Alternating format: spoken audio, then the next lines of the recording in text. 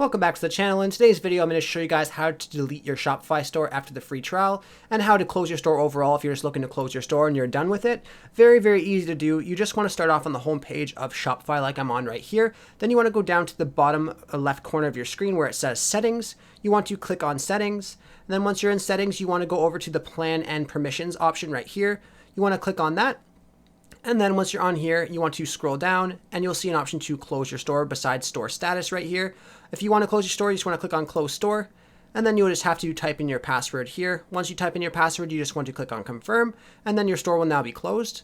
I hope I was able to help you guys out with showing you guys how to close your store on Shopify. If this was helpful, be sure to leave a like on the video and subscribe for more content. Thanks for watching.